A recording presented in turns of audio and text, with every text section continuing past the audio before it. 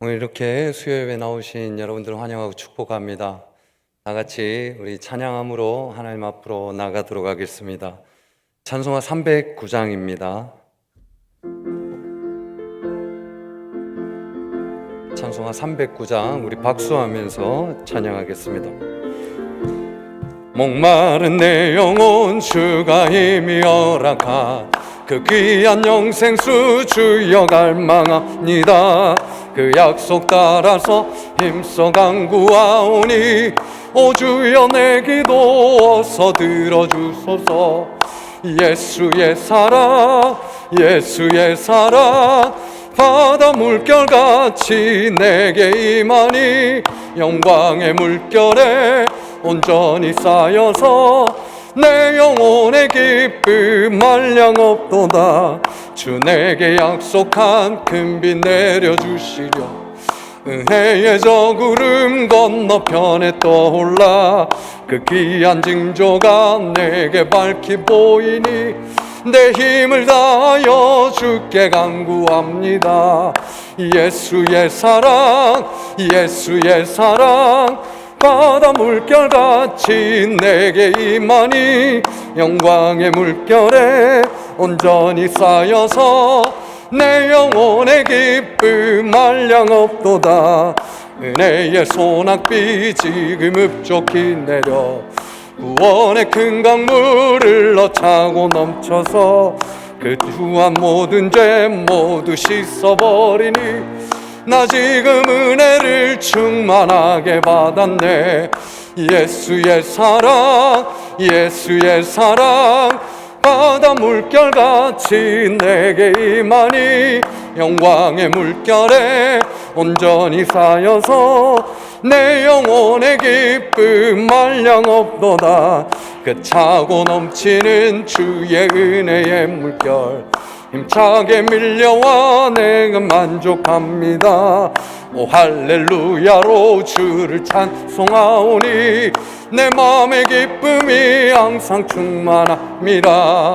예수의 사랑 예수의 사랑 바다 물결같이 내게 임하니 영광의 물결에 온전히 쌓여서 내 영혼의 기쁨 한량없도다.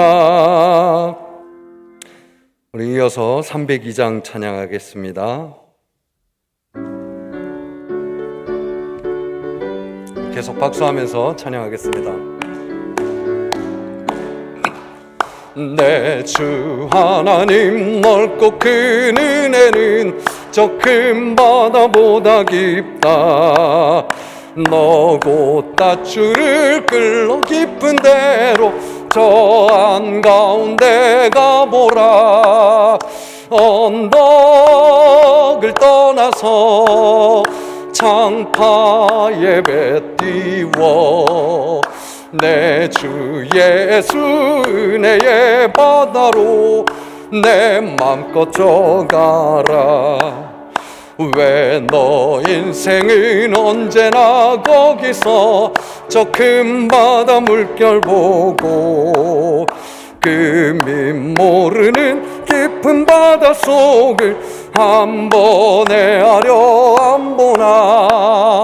언덕을 떠나서 창파에 배 띄워 내 주 예수 은혜의 바다로 내 맘껏 져가라. 많은 사람이 얕은 물가에서 저 큰 바다 가려다가 찰싹거리는 작은 바도 모고 마음 약하여 못 가네. 언덕을 떠나서 창파에 배 띄워 내 주 예수 은혜의 바다로 내 맘껏 져가라. 자 곧 가거라 이제 곧 가거라 저 큰 번의 바다 향해.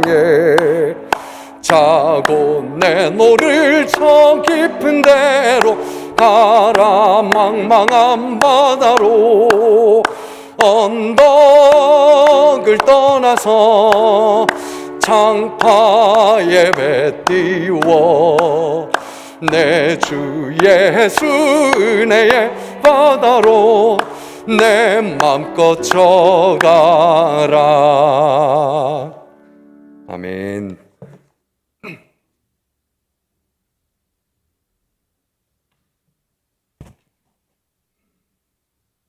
거룩하신 하나님 아버지, 하나님 은혜에 감사를 드립니다. 늘 우리의 목자가 되심으로 푸른 초장 실만한 물가로 인도하신 하나님을 찬양합니다. 저희들 가운데 항상 계시어 저희들을 인도하여 주시며 도우시는 하나님 아버지, 오늘 하루도 주님의 은혜 가운데 지내게 하시고 이 시간 수요 예배로 모이게 하시니 무한 감사합니다. 주님, 이 예배를 기뻐 받아 주시옵소서. 새해 한 달을 보내면서 저희들이 세상으로 달려가는 발걸음이 너무 빠르지 않았는지 뒤돌아봅니다. 코로나로 인해 힘들고 어려운 시간이었지만 지금까지 인도하여 주셔서 감사합니다. 오늘도 주님의 말씀으로 세임받아 소망 가운데 살아가길 원합니다. 우리의 귀와 마음을 열어 주님만 바라보게 하여 주시옵소서. 냉랭한 저희들 심령 속에 뜨거움을 주시고 주님의 말씀으로 채워주시어서 주의 위로로 새 힘을 얻어 하나님의 은혜가 저희들 심령 속에 충만하게 하여 주시기를 원합니다. 하나님의 말씀을 받을 때마다 송이꿀보다 더 단 말씀을 체험하게 하여 주시옵소서. 사랑이 많으신 하나님, 지나온 시간들을 되돌아보며 고칠 것은 고치고 드릴 것을 드리게 하시어서 하나님께서 보실 때 아름다운 주의 백성으로 살아가게 하여 주시옵소서. 우리 영천제일교회의 머리가 되시는 하나님, 저희들을 주님의 지체로 삼아 주셔사오니 목사님을 비롯한 성도들의 모든 형편과 믿음과 간구하는 소리에 귀를 기울이시어 도와주셔서 우리 교회가 더욱 아름답게 건강하게 세워져가는 교회가 되게 하여 주시옵소서. 주님과 동행하여 승리의 발걸음으로 인도하여 주시기를 원합니다. 늘 화합하게 하시어 한 영혼도 넘어지거나 실족함이 없도록 각 사람들을 붙들어 주시옵소서. 그래서 육육간의 강건함으로 지켜주시기를 원합니다. 특별히 아픈 자들을 위로하여 주옵소서. 질병으로 암으로 고생하는 주의 자녀들을 주님이 기억하여 주옵시고 주님의 은혜 안에서 회복과 치료의 모든 과정을 도우시사 주님 깨끗게 하여 주시기를 간절히 기도드립니다. 하나님 아버지, 이 시간 어떤 사랑을 받고 있는가라는 제목으로 하나님의 말씀을 증거하시는 허목사님께 영과 육의 강건함을 허락하여 주시고 성령님의 교통함 속에 생명력 있는 말씀으로 선포하게 하셔서 저희들에게는 은혜가 되며 소망이 되는 말씀이 되게 하여 주시기를 원합니다. 하나님을 사랑하는 저희들이 되기를 간절히 원합니다. 늘 저희들을 위로하시고 평안 주시기를 원하시는 거룩하신 예수님의 이름으로 감사하며 기도드립니다. 아멘.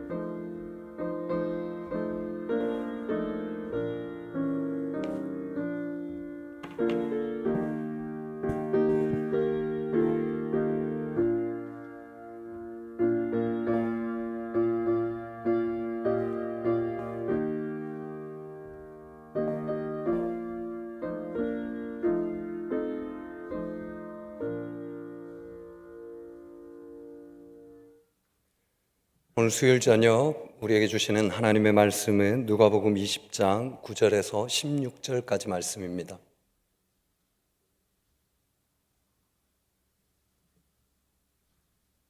누가복음 20장 9절에서 16절까지 말씀 우리 한 절씩 교독하도록 하겠습니다.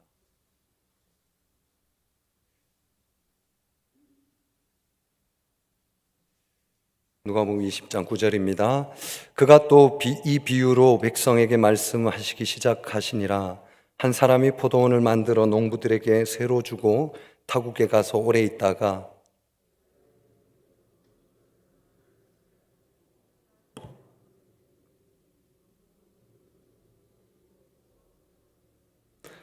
다시 다른 종을 보내니 그도 몹시 때리고 능욕하고 거저 보내었거늘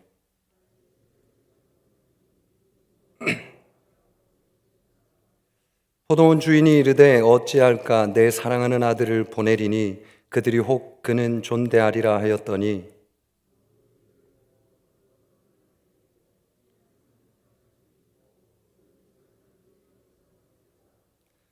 포도원 밖에 내쫓아 죽였느니라. 그런즉 포도원 주인이 이 사람들을 어떻게 하겠느냐.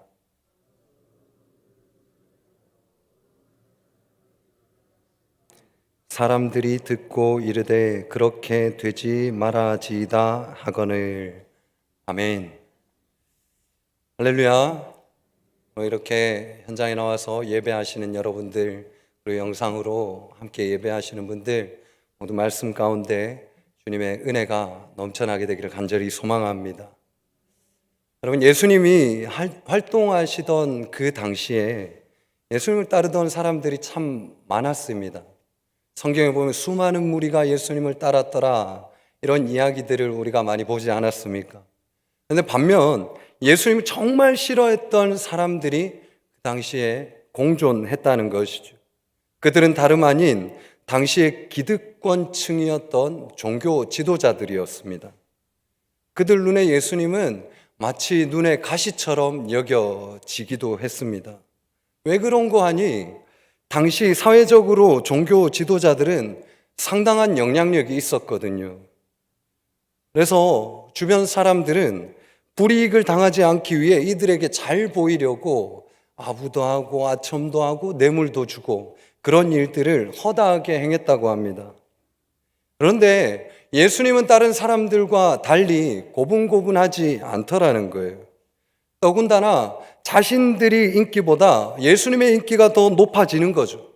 그러니 종교 지도자들이 보기에는 예수님이 얼마나 얄미웠겠습니까? 어떻게든 꼬투리를 잡아서 곤란하게 만들고 싶었을 거예요. 오늘 본문의 상황도 종교 지도자들이 예수님께 꼬투리 하나를 잡았습니다. 우리가 읽은 본문 이전의 내용인데요. 지금 종교 지도자들이 예수님께 말하기를 이렇게 얘기한, 당신이 도대체 무슨 자격으로 성전에서 말씀을 전하냐라고 이야기하고 있는 거예요. 그러자 예수님은 세례 요한을 언급하며 4절 말씀에 이렇게 기록하고 있습니다.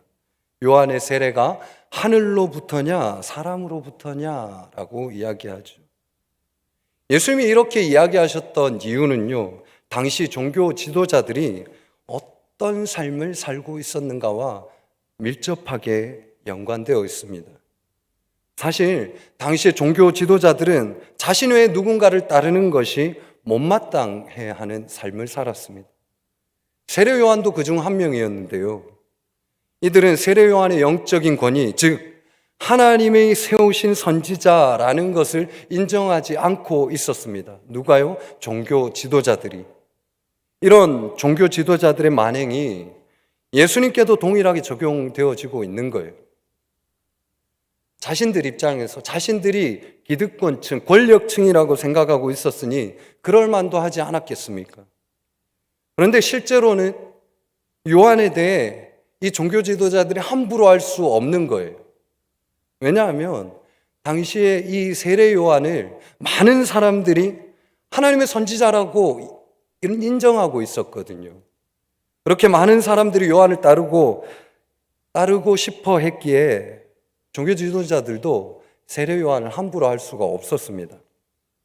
그래서 예수님은 이런 종교 지도자들의 잘못을 지적하시며 세례 요한을 언급하셨던 것이고요. 예수님의 이 지적하심의 종교 지도자들의 대답이 7절 말씀에 이렇게 기록하고 있습니다. 대답하되 어디로부터인지 알지 못하느니라. 그들의 이런 답을 하게 된 근거는 5절, 6절 말씀에 이런 기록이 있습니다. 그들이 서로 의논하여 이르되 만일 하늘로부터라 하면 어찌하여 그를 믿지 아니하였느냐 할 것이요 만일 사람으로부터라 하면 백성이 요한을 선지자로 인정하니 그들이 다 우리를 돌로 칠 것이라.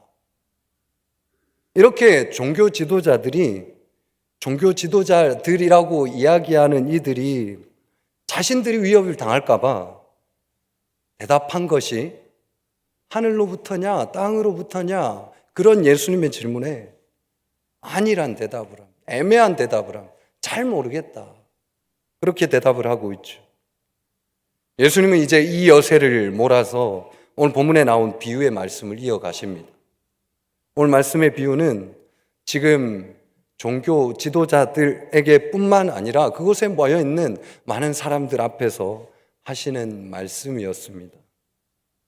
그런데 이 비유의 말씀을 듣고 있던 사람들 중에 종교 지도자들은 상당히 민감하게 반응하고 있더라는 거예요. 우리가 읽지는 않았지만 19절 말씀에 이렇게 기록하고 있습니다. 서기관들과 대제사장들이 예수의 이 비유는 자기들을 가리켜 말씀하심인 줄 알고 즉시 잡고자 하되 백성을 두려워하더라.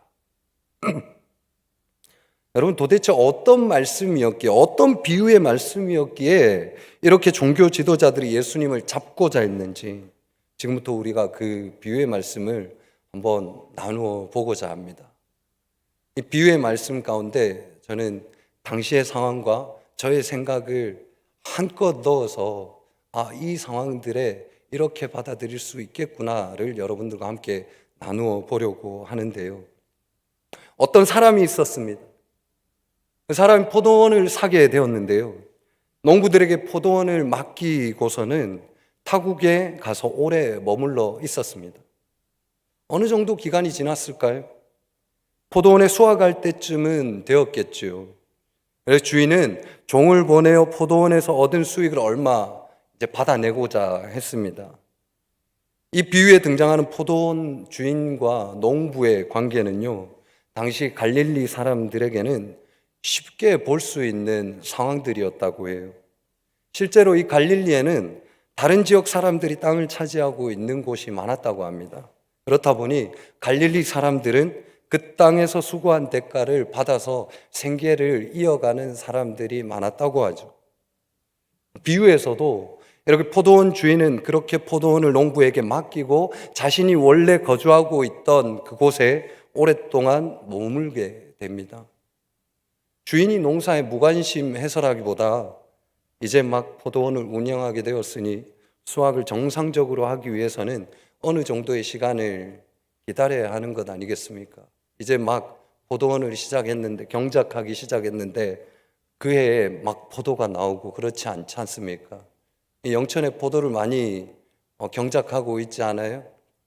포도가 제대로 된 상품화가 되기 위해서는 대략 5년 정도는 걸린다고 합니다. 그 정도의 시간이 아마 지났을 것 같습니다. 수확을 정상적으로 하기 시작한 그 기간이 되었을 때 기다려 준 것이죠, 주인은. 정확하게 표현하자면 농부가 자신의 포도원을 잘 가꾸어 주기를 믿고 수확할 만한 때가 되기를 주인은 기다리고 있었던 것입니다. 주인이 수확하기까지 마냥 기다리고만 있었냐? 그것도 아니었어요.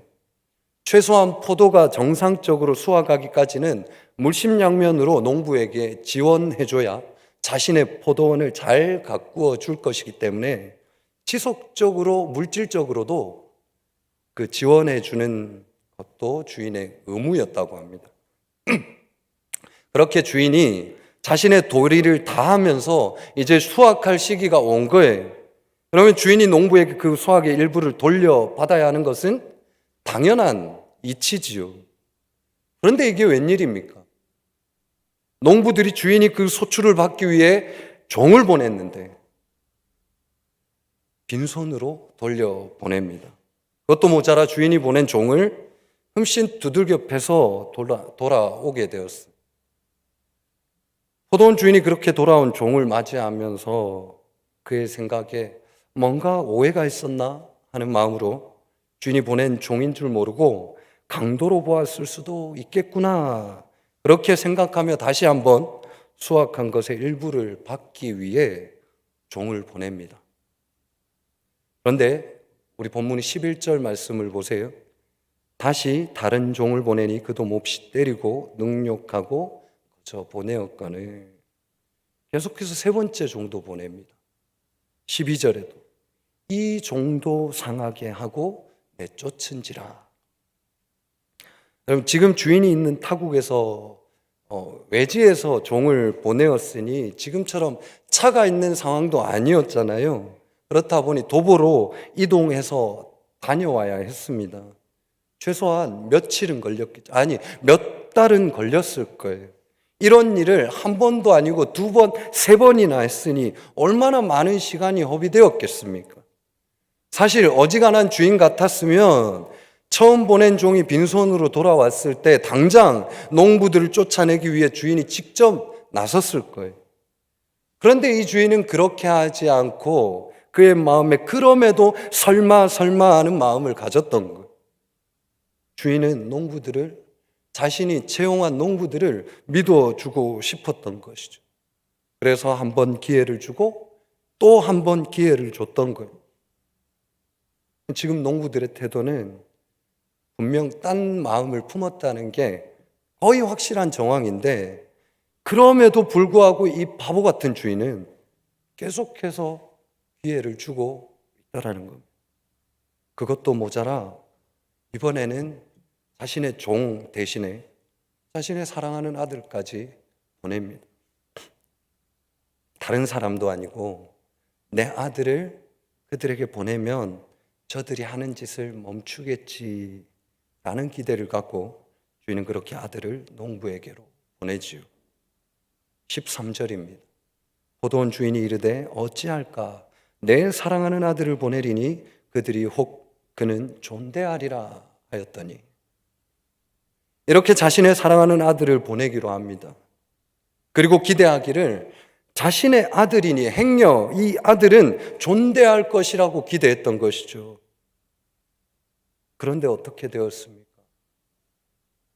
한번 시작된 농부들의 만행은 멈추지 않았습니다. 어쩌면 주인이 첫 번째 종을 보냈을 때 그때는 한번 시험 삼아 그냥 돌려보냈는지도 모르겠습니다. 만약에 주인이 즉각 그 조치를 취했더라면 한 발 슬쩍 빼면서 죄송하다, 잘 모르고 실수로 그랬다 하며 넘어가려 했는지도 모르겠습니다. 그런데 주인이 아무 말도 없이 또 다른 종을 보내고 세 번째 종을 보내니까 농부들은 더욱 자신들의 욕심에 빠져들었을 것입니다.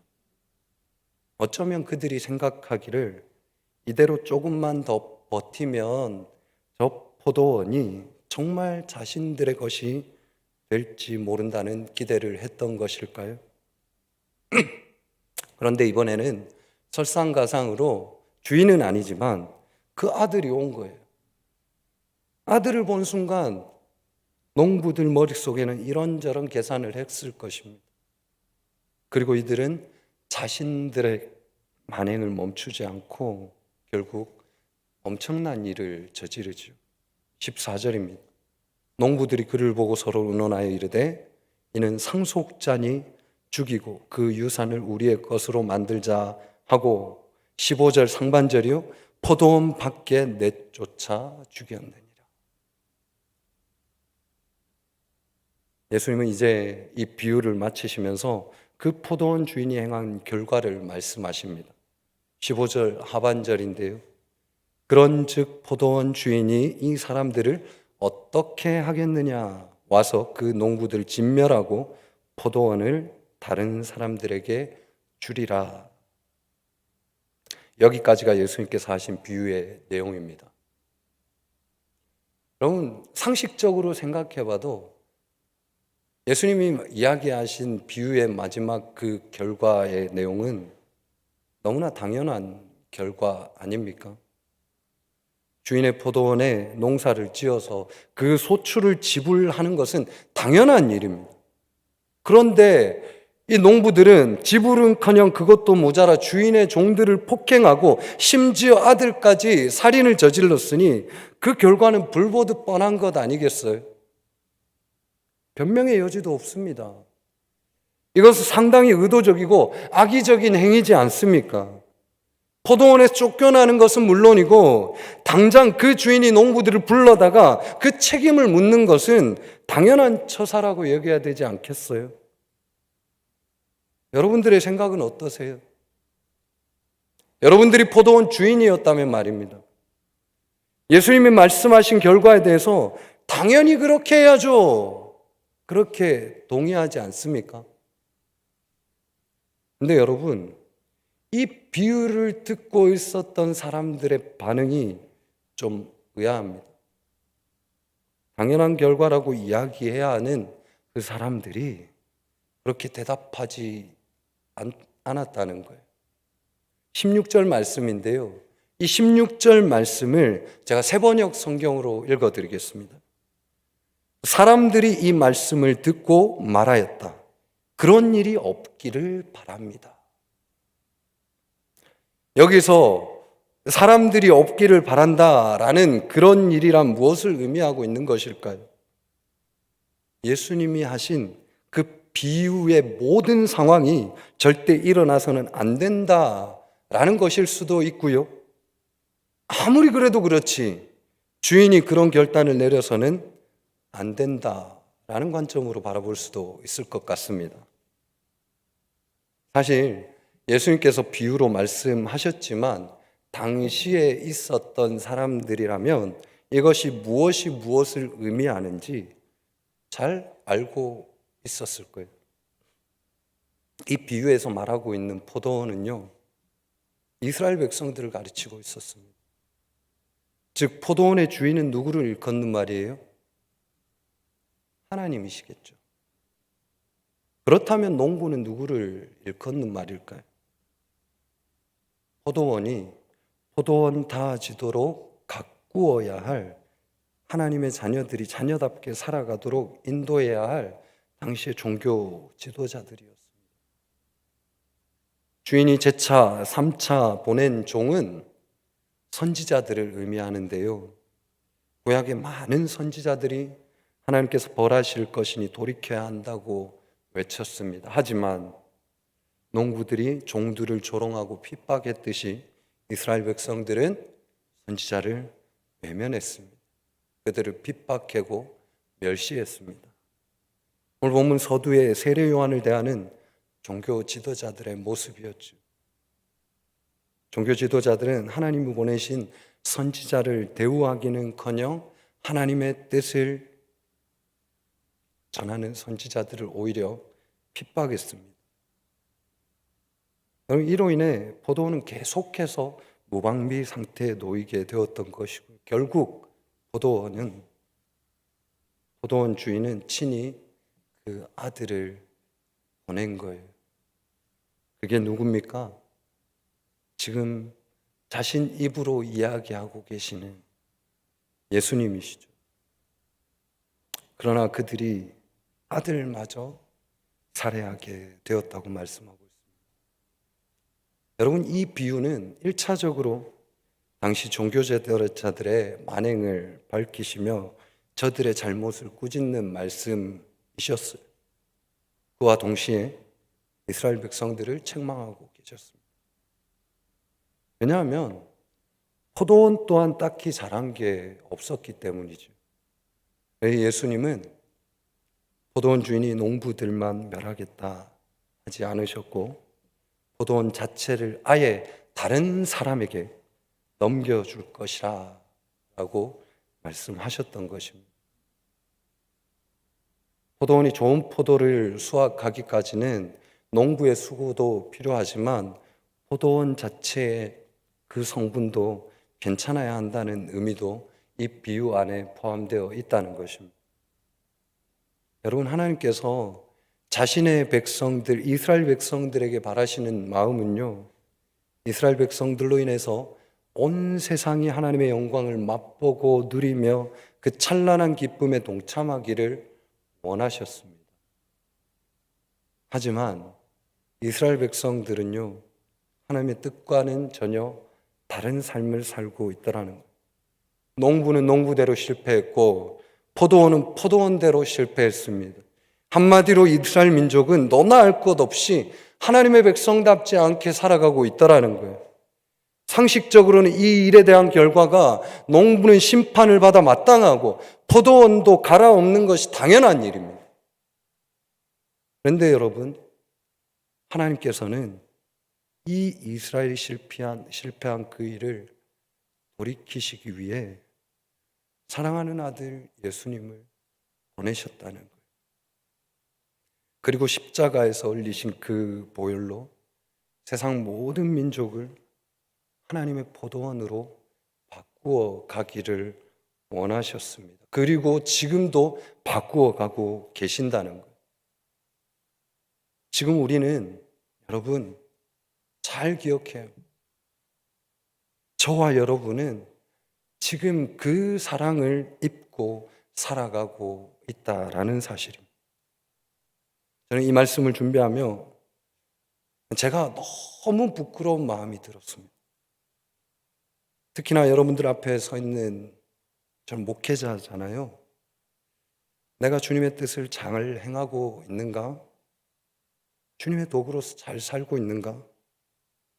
혹 나의 유익과 내 욕심을 위해 이 자리에 서 있는 것은 아닐까라는 질문을 하게 되었습니다. 근데 여러분, 그런 부족한 저인데도 주님, 그럼 혼나야 마땅하죠. 그런 것이 당연한 이치라고 외쳐야 함에도 불구하고 제가 오늘 예수님의 비유를 듣고 있던 사람들의 동일한 답이 제 입에서 나오더라고요. 그런 일이 없기를 바랍니다. 그런데 놀라운 것은요, 이런 마음을 갖고 있는 저에게 주시는 하나님의 마음이에요. 너 지금 그런 내 사랑을 받고 있는 거야. 내가 널 포기하지 않고 있단다. 지금도 제 모습 속에는 악하고 추한 모습을 향해서 하나님께서 말씀하시더라. 내가 지금도 여전히 그런 널 사랑하고 있다는 말씀을 하시는 거예요. 여러분, 우리는 그냥 하찮은 값싼 은혜를, 값싼 사랑을 받고 있는 게 아니라는 거죠. 이런 특별한 하나님의 사랑을 받고 있다는 사실을 여러분들 기억하시길 바랍니다. 비유처럼 포도원 주인이 농부들에게 포도가 열매를 맺기까지 어떤 조건도 바라지 않으셨고 아낌없이 지원해 주셨듯이 하나님께서는 지금도 여전히 우리에게 끊임없는 사랑을 베풀어 주십니다. 그뿐이에요. 주인이 3번씩이나 종을 보냈다고 했죠. 이것은 그저 단순히 3번을 의미하는 게 아닙니다. 유대인의 숫자 가운데 3이라는 숫자는요, 완전함을 의미한다고 해요. 충분했다는 거죠. 충분히 내가 너에게 배려했다라는 거예요. 이것만으로도 하나님의 사랑은 충분했다라는 거예요. 그런데 하나님은 그 충분한 사랑을 베풀어 주신 것도 모자라셔서 사랑하는 아들을 보내셔 돌이키도록 하셨던 것. 여러분, 얼마나 하나님의 사랑이 크고 놀라운지 느껴지십니까? 주인은 얼마든지 다른 방법으로 택할 수가 있었습니다. 사람들을 써서 싹 갈아엎을 수도 있었고요. 직접 가서 바로 심판할 수도 있었을 거예요. 하지만 주인은 자신의 사랑하는 아들을 보냈습니다. 종을 3번씩이나 두들겨 패서 주인의 땅을 통째로 삼키려 하는 이들에게 무엇을 믿고 그들에게 사랑하는 아들을 보낼 수 있었겠습니까? 여러분 같으면 가능하세요? 저에게 질문해 봤습니다. 저 같아도 가만히 있지 않았을 거예요. 바로 가서 모두 빼앗았을 것이고 책임을 묻고는 쫓아버렸을 거예요. 하지만 주인은 참으셨다. 농부들도 사랑했고 포도원도 사랑했습니다. 그 사랑하는 마음이 얼마나 컸던지 사랑하는 아들까지 보내셨다는 거죠. 여러분, 이 하나님의 사랑의 마음을 우리가 감히 이해나 할 수 있겠습니까? 이처럼 하나님은 죄악과 실패를 반복하고 있던 이스라엘 백성들을 위해서, 아니요, 저와 여러분들을 위해서 사랑하는 아들 예수님이 이 땅에 오셨다는 거예요. 여러분, 우리가 그런 사랑받을 만한 자격이 있습니까? 근데 여러분, 그 사랑을, 자격 없는 우리가 그 사랑을 받고 있다는 거예요. 우리는 그 사랑을, 그 하나님의 사랑을 잊지 않아야 할 줄로 믿습니다. 사실 우리는 그 우리에게 베풀어 주신 그 사랑을 까먹고 잊어버려서 잘못된 길에 서게 될 때가 얼마나 많습니까? 받은 사랑의 감격이 우리의 죄 때문에 가려지는 거예요. 또 반복된 잘못을 저지르며 우린 여전히 죄 가운데 살아가고 있더라는 거예요. 여러분, 우리 각자 한 명 한 명을, 이 자리에 계신 여러분들 한 분 한 분을 얼마나 하나님은 사랑하고 계시는지를 깨닫기를 바랍니다. 매우 크고 놀라운 계획하심으로 여러분들 사랑받고 계세요. 믿으십니까? 그 사랑 안에 우리가 거하고 있다는 사실을 우리는 깨달아야 합니다. 잊지 않아야 됩니다. 늘 기억해야 합니다. 저에게 다시 한번 그 사랑을 깨닫게 하신 하나님의 은혜가 오늘 이 자리에 계신 또 영상으로 예배하시는 우리 모든 영천제일 성도님들에게 있게 되기를 간절히 소망합니다. 여러분, 하나님께서 우리를 얼마나 사랑하시는지 명확하게 알게 하시는 성경 말씀이 우리가 어려서부터도 외고 읽었던 말씀, 요한복음 3장 16절 말씀. 우리 함께 우리 정말 하나님의 사랑을 느끼며 한껏 느끼며 이 말씀을 함께 봉독해 보도록 하겠습니다. 하나님이 세상을 이처럼 사랑하사 독생자를 주셨으니 이는 그를 믿는 자마다 멸망하지 않고 영생을 얻게 하려 하심이라. 아멘. 여러분, 우리를 향한 하나님의 사랑이래요.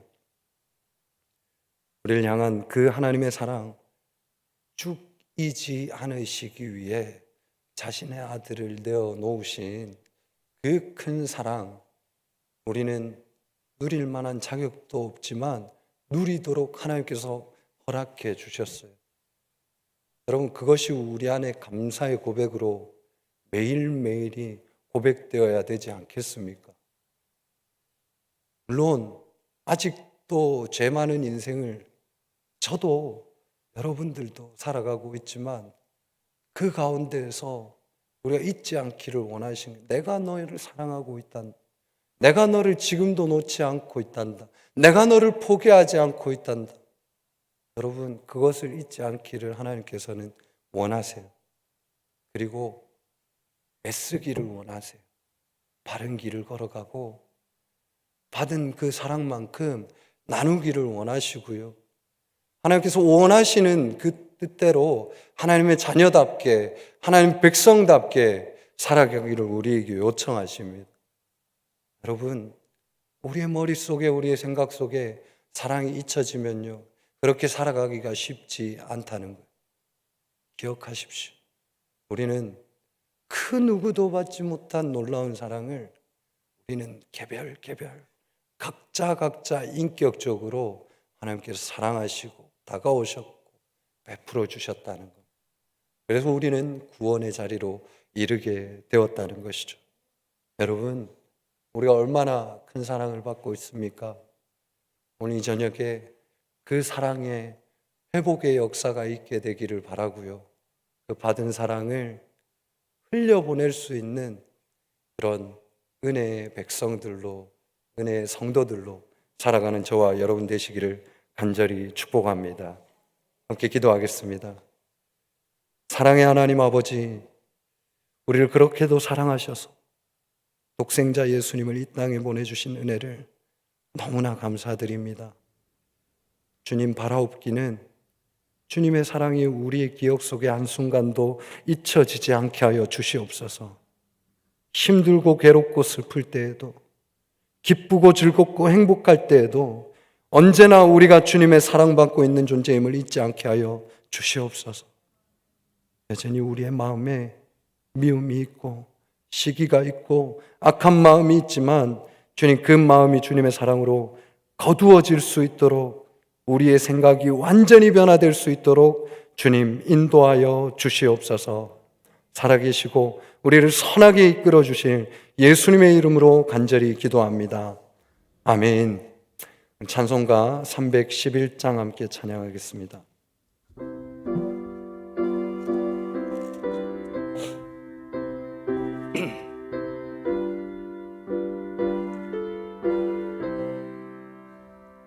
내 너를 위하여 몸 버려 빌려 내 죄를 속하여 살 길을 주었다. 널 위해 몸을 주건마 너 무엇 주느냐. 널 위해 몸을 주건마 너 무엇 주느냐. 아버지 보좌와 그 영광 떠나서 밤 같은 세상에 만 백성 구하려 내 몸을 희생했건마 너 무엇 하느냐. 내 몸을 희생했건만 너 무엇 하느냐. 죄 중에 빠져서 영죽을 인생을 구하여 주려고 나 피를 흘렸다. 내 죄를 대속했건만 너 무엇 하느냐. 내 죄를 대속했건만 너 무엇 하느냐. 한없는 용서와 참사랑 가지고 세상에 내려와 값없이 주었나. 이것이 귀중하건만 너 무엇 주느냐. 이것이 귀중하건만 너 무엇 주느냐. 아멘. 교회 소식 전해드리겠습니다. 우리 옆 사람들과 이렇게 인사했으면 좋겠습니다. 당신은 하나님의 사랑을 받고 살아가는 특별한 존재입니다. 믿으십니까? 네. 저와 여러분들이 하나님의 사랑을 받고 살아가는 특별한 존재인 줄로 믿습니다. 오늘 2월 첫 수요 예배에 그리고 영상 예배에 참여하신 모든 분들께 환영하고 축복합니다. 여러분, 코로나가 지속되고 있는데요. 그래서 조금은 움츠리며 예배하고 있지만 각자의 자리에서 더 깊이 주님을 만나시고 더 깊이 주님의 사랑을 느끼시게 되길 바랍니다. 기간장 회의가 있습니다. 오는 주일 은혜의 예배 후에 본당에서 있는데요. 해당되시는 분들은 모두 참석해 주시길 바랍니다. 여러분, 관리 직원을 모집하고 있는데요, 여러분들 위해서 기도해 주시고 그렇게 청빙되기까지 우리 성도님들과 함께 청소로 동참해 주셔야 하겠습니다. 주호를 참고해 주시고요, 이번 주 토요일과 주일은 1여, 4여, 8여 전도회 그리고 3남, 6남 선교에서 섬겨 주실 텐데요, 교회를 사랑하고 아끼는 마음으로 몸소 친히 오셔서 동참해 주시면 감사하겠습니다. 이상 교회의 소식은 여러분 주호를 참고해 주시고요, 이 시간 함께 통성으로 기도하는 시간을 가질 텐데요, 우리 말씀을 기억하면서 우리가 얼마나 사랑받고 있는 존재인지 잊지 않고 사랑받는 자답게 살아가기를 여러분들 결단하며 기도하셨으면 좋겠습니다. 그리고 우리가 사는 영천 지역에 하나님 복음의 역사와 능력이 나타나게 해주십시오. 또한 우리가 살아가는 이 대한민국 위에 모든 일들이 분열이 아니라 화합의 역사가 일어나게 해주시길 기도하시고, 이어서 교회를 위해 기도하실 텐데 담임 목사님을 위해서, 당회를 위해서, 그리고 협력하는 모든 교육자들을 위해서 우리 영천제일교회가 하나님의 뜻을 이루어가는 교회가 될 수 있게 해달라고 여러분들 기도하시고, 또한 여러분들의 각자의 가정과 개인의 신앙을 위해서 기도하십시오. 특별히 병환 중에 여러 가지 어려움을 겪고 있는 성도님들이 계실 텐데 기억나시는 대로 그 이름 한 명을 호명하며 여러분들 기도했으면 좋겠어요. 하나님, 그 심령 속에 하나님의 사랑이 전해질 수 있고 회복의 역사가 있게 해달라고 여러분들을 중보해 주시고, 여러분들이 가지는 기도 제목들을 놓고 이 시간 다 같이 간절한 마음으로 주님 3번 찾으시고 함께 기도하며 나아갑니다. 주여, 주여, 주여. 은혜로우신 하나님 참으로 감사드립니다. 아버지 하나님, 사랑받을 자격이 없지만 주님의 은혜로, 주님의 사랑으로 아버지 하나님 거듭나게 된 아버지 우리의 영혼들을 아버지 하나님 그 구원받는 자리에 안일하게 서 있는 것이 아니라 받은 그 사랑을 베풀며 살아가는 믿음의 종들로 세워주시옵소서. 아버지 하나님, 우리의 모습을 보면 너무나 부끄럽고 염치 없고 악한 종들입니다. 하지만 주님 그마저도 우리의 모습 그대로 사랑하신다 하셔서 아버지 하나님, 우리가 사랑받을 자리에 서 있게 하여 주시옵소서. 아버지 하나님, 그것이 교회로서의 모범이 되게 하시고 아버지 우리의 이웃들에게 아버지 주님의 사랑이 이것이다 알릴 수 있는 믿음의 자녀들로 아버지 하나님 우리를 성숙하게 하여 주시옵소서. 아버지, 얼마나 크고 놀라운 사랑을 받고 있는지 아버지 우리 머릿속에서 떠나지 않게, 아버지 우리의 기억 속에서 떠나지 않게 하여 주시고 잊지 아니하게 하시고 매일매일 매 순간순간 주님께서 날 사랑하고 계시며 지금도 나와 함께 동행하여 주시는 그 은혜 가운데 거하고 있음을 기억하게 하셔서 아버지 하나님, 우리가 악의 자리에 설 때에 아버지 하나님, 우리가 주님을 떠나 사려 할 때에 아버지 그때마다 돌이키게 하시고 주님이 원하시는 뜻이 무엇인지, 주님께서 원하시는 삶이 무엇인지 아버지 하나님 돌이키도록 주님이 이끌어주시고 아버지 인도하여 주시옵소서. 아버지, 이 세상이 험하다 그렇게 우리는 핑계하고 있지만 나의 모습이 더 마고 악한 모습을 띠고 있는 것 아닙니까? 아버지, 용서받고 사함받고 아버지 하나님 구원받은 우리가 더욱더 주님 위하여 헌신하지 못함이 얼마나 부끄러운지요. 아버지 하나님, 그 일들을 우리가 해낼 수 있도록 주님 힘을 주시고 용기를 주시고 주님 믿는 믿음이 우리에게 강하게 아버지 우리 안에서 결단되어지게 하시며 아버지 믿음으로 고백할 수 있도록 인도하여 주시옵소서. 하나님 기도합니다. 아버지 하나님, 이 대한민국을 기억하시고 아버지 우리의 삶 속에 아버지 이 나라가 아버지 어떤 삶을 살아가야 할 것인지 주님 위하여 살아갔던 그 과거를 아버지는 회상하게 하시고 아버지 돌이키게 하셔서 주님께서 이 나라를 만져주시고 고쳐주셨던 아버지 그때의 그 신앙의 열정들이 되살아나게 하시고 아버지 하나님, 주님 위하여 헌신하고 피 흘렸던 그 믿음의 선조들의 피가 아버지 헛되지 않도록 우리 또한 아버지 하나님, 아무리 핍박과 고난과 역경이 우리에게 온다 할지라도 아버지 믿음으로 그 순간들을 이겨낼 수 있도록 주님 우리 신앙을 바로잡아 주시옵시고 아버지 이 대한민국 우리가 사는 영천 지역이 복음의 능력으로 아버지 복음의 그 권세로 아버지 하나님 변화되어지는 놀라운 일들로 있게 하여 주시옵소서.